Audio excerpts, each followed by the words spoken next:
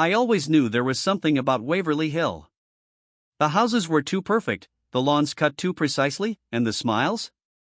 They lingered half a second too long, like everyone was playing a part in a show they couldn't quite get out of. When Meredith suggested we move here, I didn't fight it. After all, what man argues when his wife of 11 years says she wants to start fresh? We'd just gone through a rough patch, her miscarriage 8 months ago, followed by the silence that crept into our home like mold. This was her way of healing, she told me. A new town, a new job, a new chapter. So I agreed. Because that's what good husbands do. But 3 weeks after moving in, I noticed something. It started with her laugh. Meredith always had this way of laughing, light, musical, like a breeze through wind chimes. But now, it was different. Sharper. Thinner. Like it had been rehearsed. I heard her laugh like that in the kitchen while talking on her phone. I paused, listening. The tone wasn't familiar. It wasn't for me. Later that night, I asked her who she was talking to. "Oh, just Alyssa from the Neighborhood Welcome Committee," she said without blinking. "She's really sweet. Wants me to join the garden club." I nodded, pretending to believe her. But the next morning, I checked her call log. Alyssa's number wasn't there. Instead, there was an unsaved number, called repeatedly. 5 times the night before. 7 the day before that. Something felt wrong. 3 nights later, I came home from work early. I didn't tell her. I parked a block away, walked in through the side gate, and stood by the kitchen window, watching. She wasn't alone.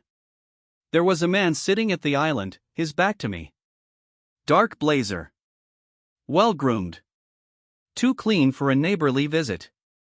Meredith was laughing again, that same artificial laugh. She touched his wrist, just for a second. Intimate. Familiar. I wanted to barge in. But I didn't. Instead, I watched. And I filmed. I stepped back and pressed record on my phone, getting about 20 seconds before the man stood and leaned toward her. I couldn't see if they kissed, but they were close. Too close. I waited another hour before I rang the doorbell. She answered with a smile. Alone. "Hey, babe," she said. "You're home early." "Yeah," I replied, pretending I hadn't just watched her touch another man's wrist like it was something sacred. "Something smells good," I added, stepping inside. "Chicken piccata," she said. "Your favorite." How thoughtful. But when I walked past the kitchen, I noticed the 2 coffee mugs still warm. One had lipstick. The other? A faint smudge of cologne I didn't recognize. That night, I lay awake, staring at the ceiling. Something was happening. But it wasn't just an affair. There was calculation in it. The way she cleaned the cups. The way she changed clothes before I came home. The way she asked twice what time I'd be back the next day. She was planning something. But what? And who was the man? The next morning, I told her I had a client meeting in Richmond 2 hours away. I kissed her cheek and left. But I didn't go far. I parked at the cafe across from our street, behind tinted windows. I watched the house. Waited. At 11:17 a.m., the same black sedan pulled up. The same man stepped out. He wasn't carrying flowers.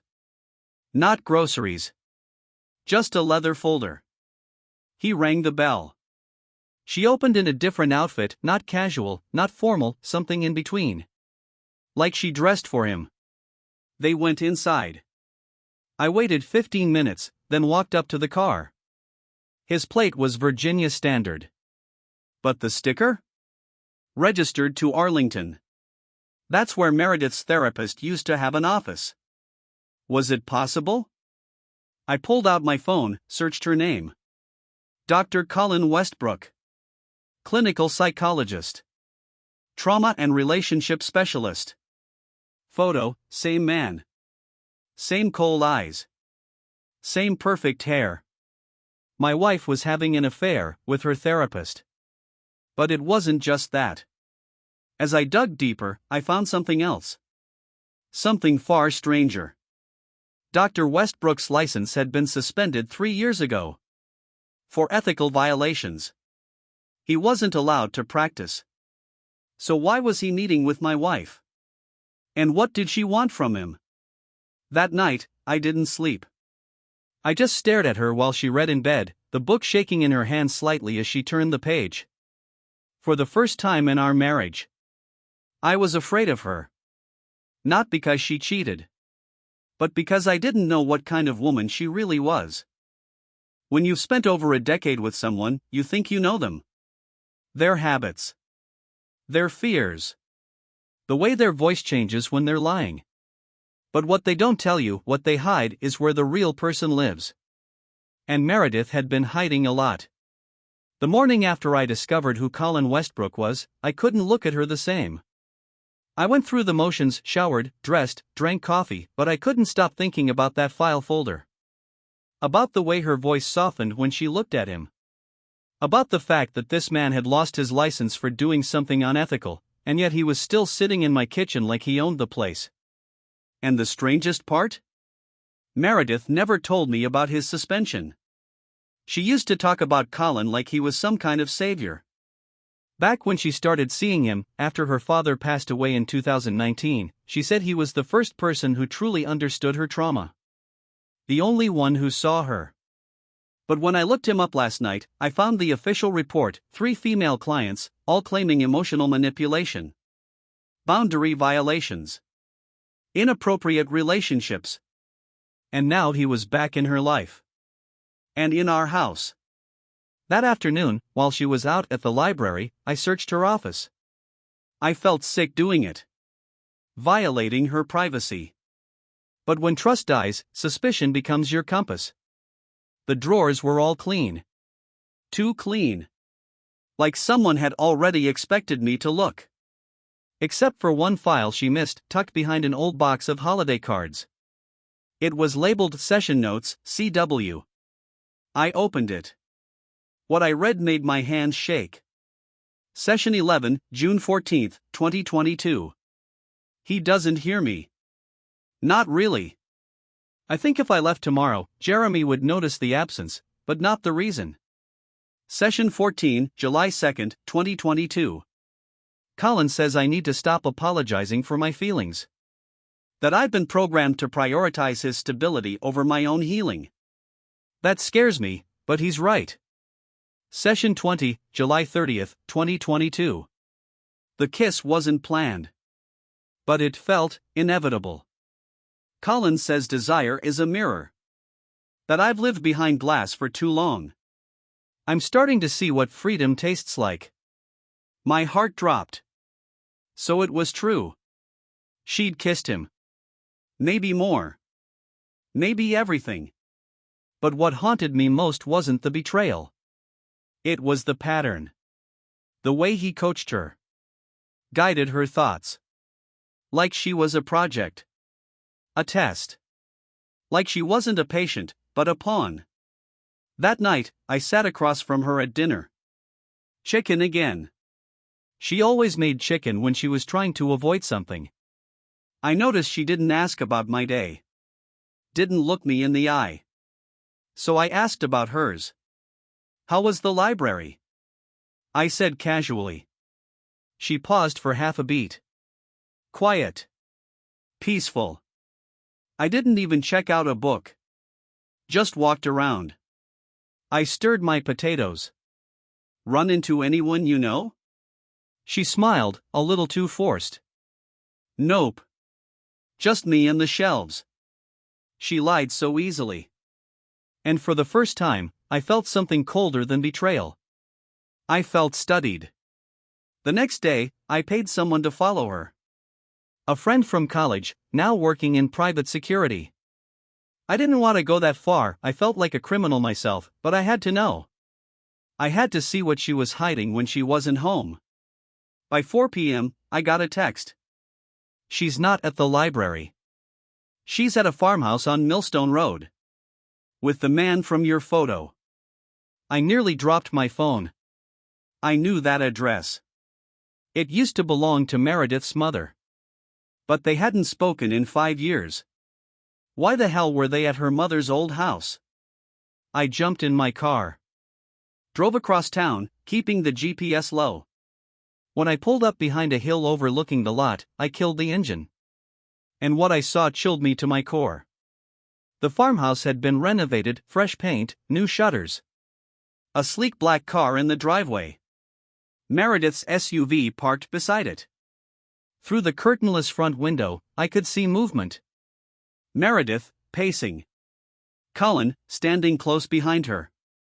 They were arguing, or at least she was. He was calm. Too calm. Hands behind his back like a teacher waiting for a student to break. And then, another figure entered the room. A woman. Older. Gray hair. Red scarf. My breath caught. Her mother. But that wasn't possible.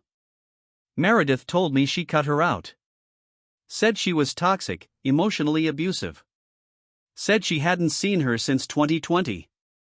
And yet here they were, the three of them. Together. Talking. Plotting. And then, like a scene from a nightmare, they hugged. The three of them, my wife, her former therapist, and her estranged mother, standing in a circle of arms like they were part of some private cult. I backed away slowly. Didn't want headlights to give me away. My mind was racing. What did this mean? Was Colin working with her mother? Was Meredith part of some long game I hadn't even seen the beginning of? And then came the memory. One I hadn't thought about in years. The conversation we had after her father's funeral. The one where she told me she wanted him dead, Jeremy. She told me that in 2013. Said she wished he'd just disappear so she could finally live. And now her mother was back. With Colin. Had it all been orchestrated? Back home, I searched our files again. I remembered we had an old photo album, one her mother gave her years ago, buried deep in a plastic bin in the attic. It was there.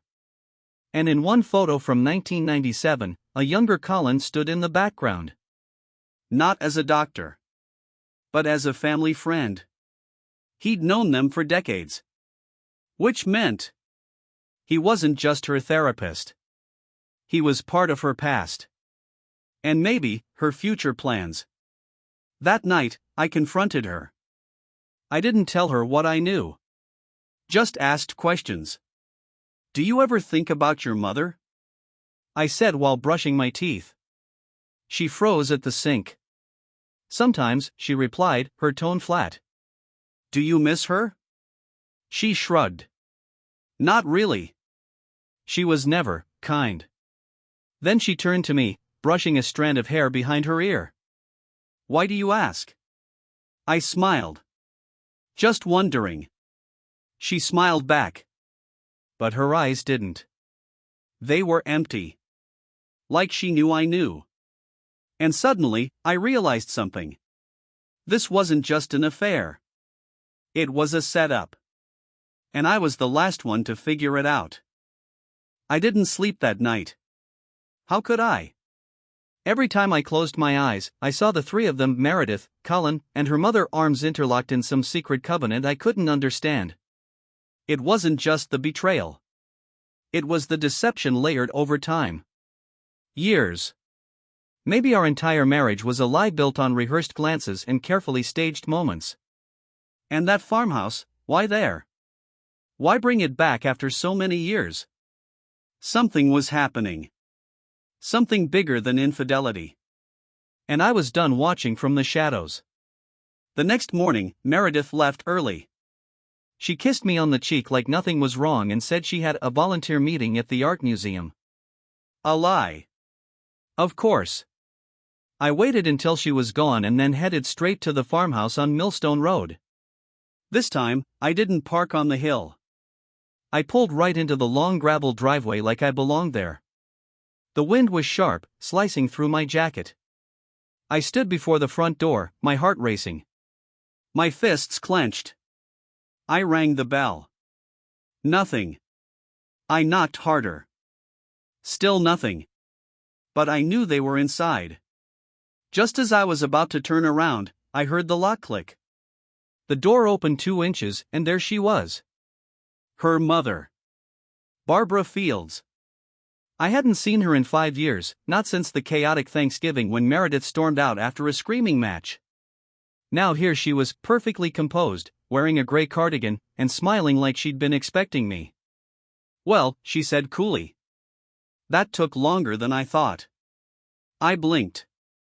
"Excuse me?" She stepped aside. "Come in, Jeremy. Let's stop pretending." The inside of the house looked nothing like I remembered. It had been gutted and renovated, turned into a minimalist space with white walls, black furniture, and abstract paintings. There were cameras in the corners. Small ones. Barely visible. The kind you buy when you want to watch, but not be watched. Barbara gestured toward the kitchen. "Coffee?" I shook my head. "Where is she? And where's he?" Barbara poured herself a cup and leaned against the marble island. "Colin's not here. Meredith either. But you already know that. You followed her last night, didn't you?" I froze. "What?" She sipped, unbothered. "We saw your car. Your lights." Colin was worried. I wasn't. I stepped closer. "What the hell is going on, Barbara?" She didn't blink. "What always goes on, Jeremy? Power. Control. Freedom. You just didn't know the rules of the game." I slammed my hand on the counter. "She's my wife." Now her expression changed. Her mouth twitched upward, not quite a smile. Something darker. "No, Jeremy. She was your investment. You married her like she was a project. You gave her structure. Rules. A place to be safe. And you never realized how deeply she hated that cage." I stared at her. "Who do you think helped her get out?" she said softly. My chest tightened. "You and Colin." Long before him, she interrupted. "You think Meredith just wandered into rebellion?" "No. She was born into it. I taught her how to look sweet while planting the match. And you, oh, Jeremy. You built the kindling." I left that house shaking. But not defeated. Because while Barbara spoke like she held all the cards, she'd made one mistake. She confirmed there was a game. And if there's one thing I'm good at, it's learning rules faster than the person who made them. I spent the next 2 days putting pieces together. First, I pulled bank statements, hers and mine. I found 3 large withdrawals over the last 6 months, totaling nearly $60,000. All cash. All unaccounted for. Then I checked property records. The farmhouse wasn't owned by Barbara anymore.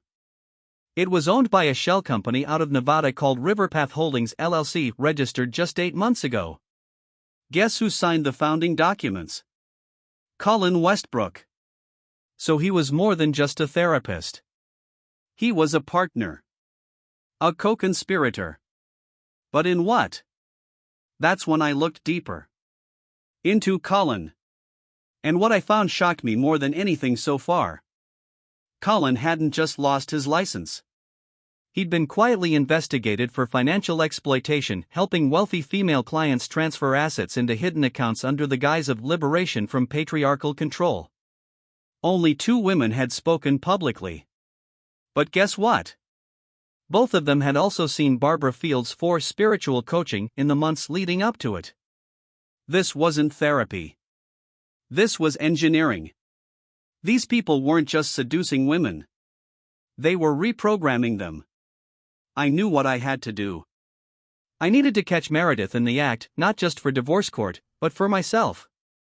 For closure. For truth. So I did something I never thought I'd do. I wired our home with cameras. Not in the obvious places, but the den, the kitchen, the guest room. Places where people let down their guard. where secrets bleed into conversations. Then I left town. Or at least made it look like I did. I booked a conference in Philadelphia, posted about it on LinkedIn, even left a suitcase in the trunk. Then I parked 2 blocks away and watched the live feed from my phone. Nothing happened the first day. But on the second, at exactly 4:43 p.m., Meredith came home early. And 2 minutes later, Colin walked in through the side gate. They didn't go upstairs. They went into the den. I watched, holding my breath, as she poured him a drink. He sat close. Too close. She touched his wrist. He whispered something. Then she pulled out a folder. Not one of mine. One I'd never seen. She opened it, and inside were photographs. Of me. Emails. Bank slips. My passwords. I zoomed in on the camera. There, scrawled in her handwriting. Phase 3, Separation and Financial Redistribution. Colin nodded. They clinked glasses.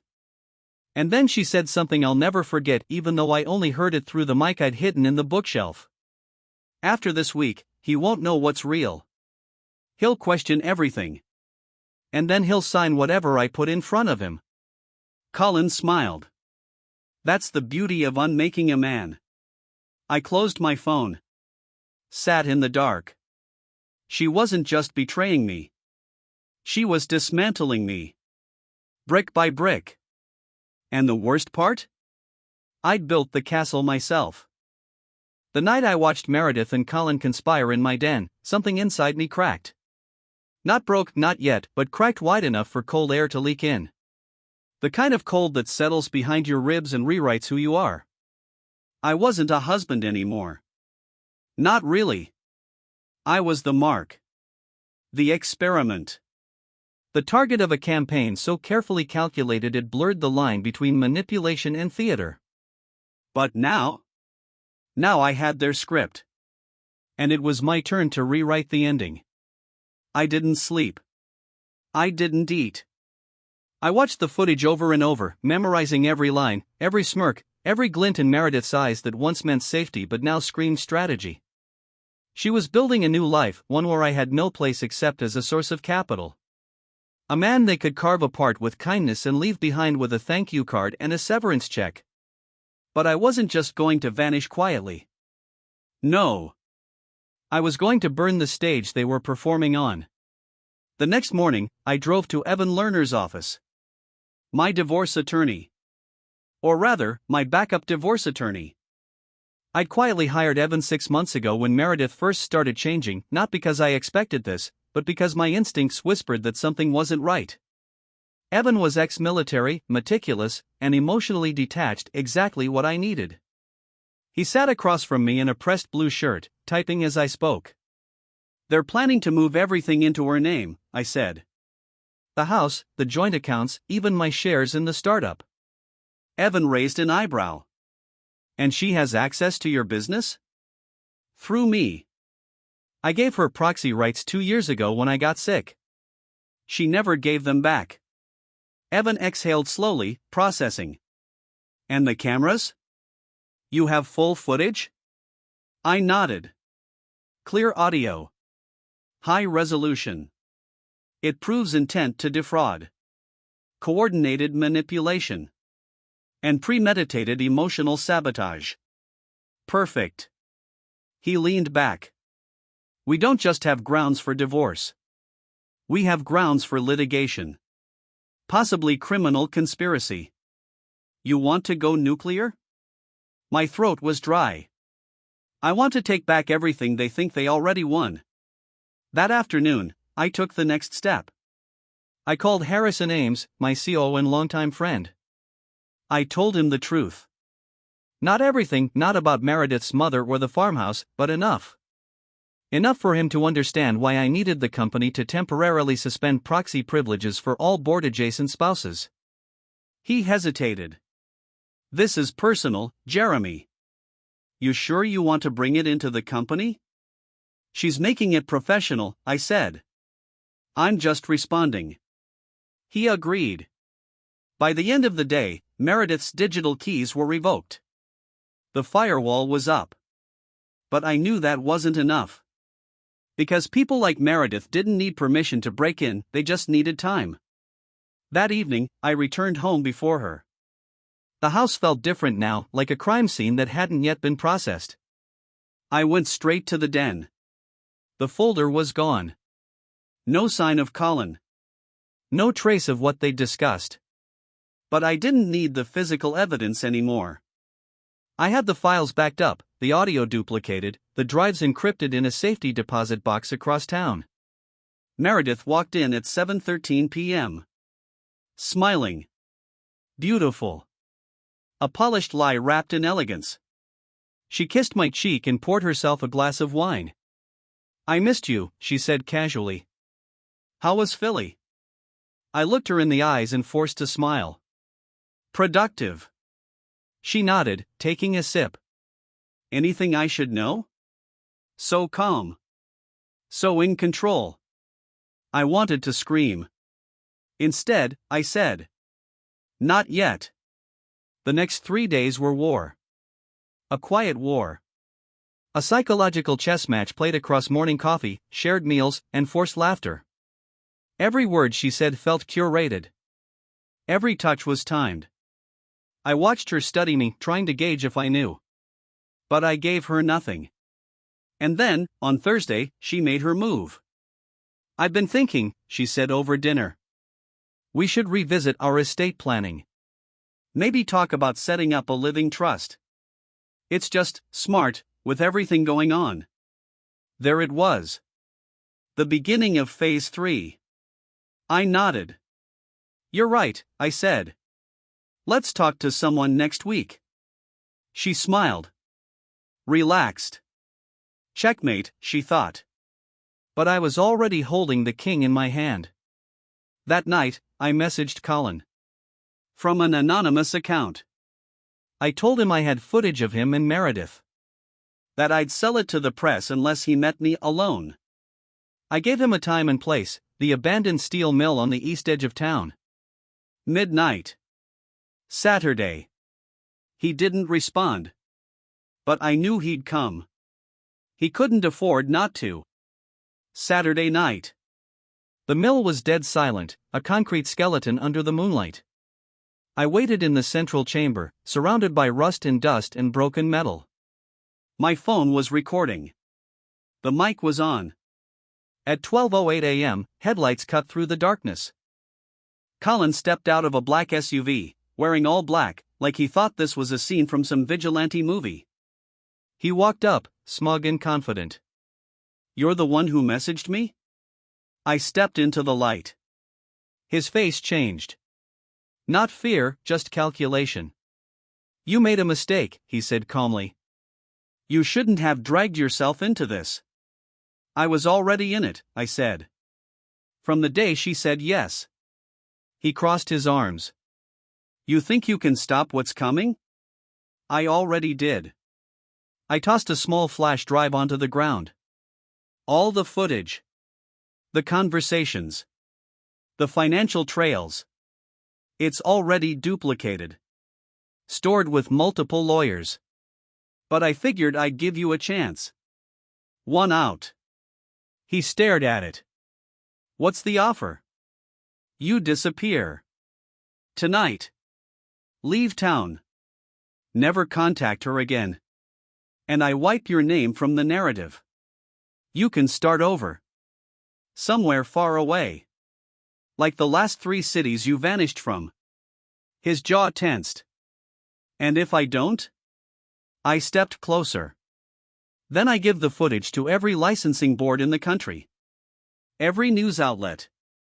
Every ex-client. You don't just lose your reputation. You lose freedom." A long silence. Then, he nodded. "You don't know what she's capable of," he said softly. "Meredith's the one pulling the strings now. I'm just part of the mechanism." "She used you?" I asked. "No. She absorbed me." He turned. And walked into the dark. The next morning, Meredith woke up to a note on the kitchen table. Colin's gone. Permanently. You can stop pretending now. Let's talk. Tonight. No more lies. She didn't cry. She didn't ask questions. She just folded the note. And that night, we sat across from each other like strangers ready for trial.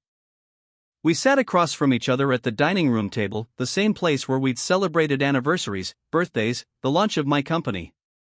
Now, it felt like a courtroom. Meredith had poured herself a glass of Merlot, but she hadn't touched it. Her hands were folded neatly in front of her, her expression unreadable. Controlled. Flawless. And I hated how beautiful she still looked in betrayal. I broke the silence. Colin's gone. Left town. Permanently. Her right eyebrow lifted, a reaction she probably didn't intend to show. How do you know? She asked, tone neutral. I gave him a choice. Vanish or burn. A pause. Then a soft exhale. Well, she said, I suppose that makes things simpler. I leaned forward. Is that all you have to say? Her gaze finally met mine. No more hiding. No more performance. Just her. And the truth, whatever version she was ready to offer. You want the whole story, she said. The why, the how, the parts one never said out loud. I nodded. Every piece. She took a long moment. Then spoke, slowly at first, then with increasing clarity, like she'd rehearsed this confession in her head 1,000 times but never had the courage to speak it. I started falling out of love with you the day you got better, she said. It hit like a slap. You think that's cruel, she added, seeing my face. But it's not about wishing you were sick. It's about what your illness did to us. To me. I spent 2 years taking care of you, Jeremy. Cleaning you. Feeding you. Lifting you off the bathroom floor. I stopped being your wife and became your nurse. I opened my mouth, but she raised a hand. No.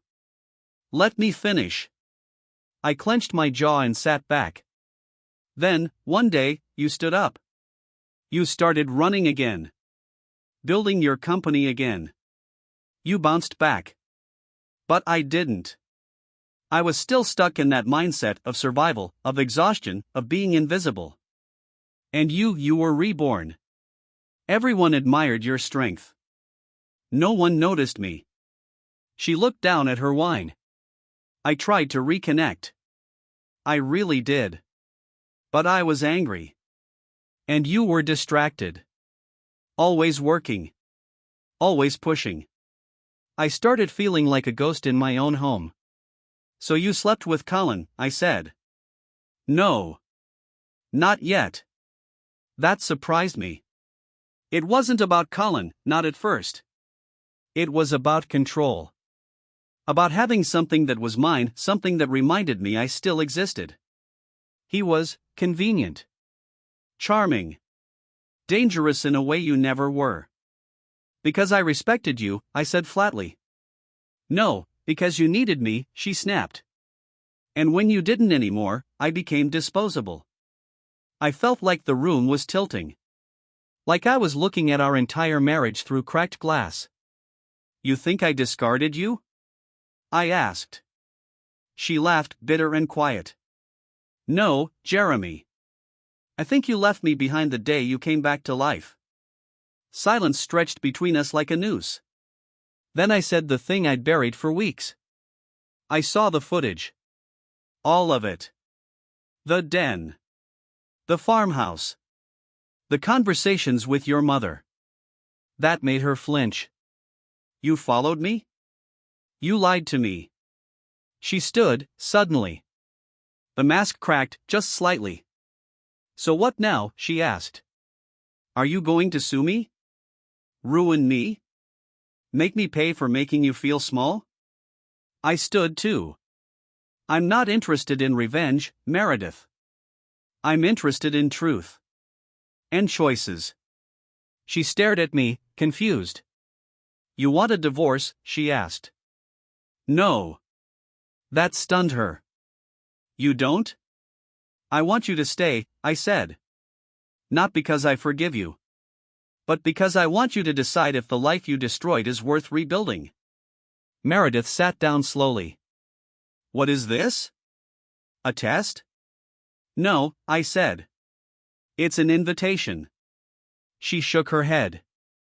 You can't mean that. You've seen the worst of me. I've also seen the best. You'd never trust me again. Probably not, I admitted. But maybe that's not the point anymore. Then what is the point? That you face the version of yourself you created. Without running. That night, I slept in the guest room. Meredith stayed downstairs. We didn't speak again for 2 days. But she didn't leave. She didn't pack her bags. She didn't call her mother. And when I checked the company systems, she hadn't tried to access anything. It was like a storm had passed, but the damage was still being measured. On the third night, she knocked on my door. I made dinner, she said quietly. Your favorite. I looked at her for a long time. Then followed her downstairs. There was no forgiveness in that meal. But there was acknowledgement. A slow, strange kind of mourning. Of a marriage. Of illusions. Of people we used to be. Afterward, we sat on the back porch. Stars above. Empty glasses in hand. She said, I think I want to talk to someone. A therapist. I nodded. I already started seeing one. She smiled, small and tired. Of course you did. Always one step ahead. I looked at her. No, Meredith. For the first time in a long time, I think we're finally on the same page. But in the shadows of that peace, something still waited. Because the real ending hadn't arrived yet. There was one final move left. Not hers.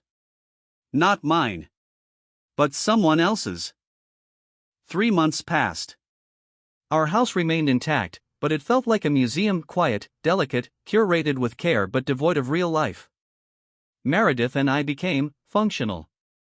Like two diplomats after a Cold War, navigating new boundaries. Therapy helped. Silence helped more. And yet, something still hung in the air like unspoken debts. The biggest of them? Colin. I hadn't seen him since that final threat. Meredith never asked. I thought maybe that chapter had closed. But stories don't end just because we stop reading. It started with a letter. No return address. Just my name, typed in sharp, clean font on a cream envelope. Inside was a single line. You really think this is over? No signature. No fingerprints. No clues. I didn't tell Meredith. Instead, I installed new security cameras. Upgraded the alarm system. Carried a concealed weapon permit for the first time in my life. I was no longer the man who waited for storms to pass. I was the man who planned for them. 2 weeks later, I received a call. Blocked number. Voice disguised. I told you to bury me, Jeremy, the voice rasped. Not exile me. It had to be Colin. I froze in the middle of the street. What do you want? I asked quietly. Not much, he said. Just a final round. A clean slate. One truth for another. Then he hung up. That night, I waited for Meredith to fall asleep. I drove out to the place he mentioned in a follow-up message, a closed-down theater on the edge of town. One of those vintage art houses, left behind by time. The kind we used to go to when we first dated. Inside, it was cold and echoing. And he was there. Not hiding. Not armed. Just sitting in the front row, staring at the blank screen. Have a seat, he said, nodding to the chair beside him. I didn't sit. Say what you came to say. He laughed, slow and bitter. I thought maybe you'd thank me. For showing you who she really was. She showed me herself, I replied. Eventually. But not everything, he said, standing now. You think this started with me? No, Jeremy. I was just a symptom. You were living in a lie long before I showed up. Then he pulled something from his jacket. A flash drive. Security footage, he said. From before the affair. The night she almost left you while you were in the hospital. My blood went cold. I found it buried in her old laptop. Thought it might interest you. He tossed it at my feet. Then he walked away. No threats. No violence. Just a ghost leaving behind one last haunting. Back home, I sat at my desk. The house was silent. Meredith was upstairs. I stared at the flash drive for what felt like hours. Then I plugged it in. One file. Dated 6 months before the affair began. I clicked play. There she was, Meredith, sitting in her car. Face illuminated by the dashboard glow. Talking to someone on speakerphone. He won't make it through the night, she said softly. They've already said it's a miracle he's lasted this long. A pause. Then her voice, trembling. God, I don't know what to feel. If he dies, I'll be free. But if he lives, I'll have to keep pretending. Another voice answered. Female. Her mother. You do what's best for you, Meredith. You've already done your part. No one would blame you if you walked away. Meredith stared at the windshield, eyes full of quiet despair. Then whispered, I don't want to love him anymore. It hurts too much. The video ended. I sat in the dark. Breath shallow. That wasn't betrayal. That was truth. The raw, ugly kind no one wants to admit even to themselves. She hadn't plotted against me. She had simply broken. And I had been too busy surviving to notice. I didn't confront her. Instead, I wrote her a letter. One she found the next morning on the kitchen table. Meredith. I saw the video. Not the affair. The one before it. I think that hurt me more. Because it was real. You weren't evil. Just exhausted. And so was I. We failed each other in silence before we failed in action. You once said you didn't want to love me anymore because it hurt too much.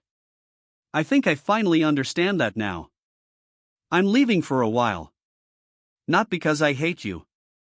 Not because I want revenge. But because I finally learned how to stop pretending. Take care of yourself. Jeremy. I drove away that morning with nothing but a duffel bag in my name. Not a dramatic ending. No explosions. No final kiss. Just the quiet truth of a man who once survived death and now survived truth. And maybe that was the most human thing I'd ever done.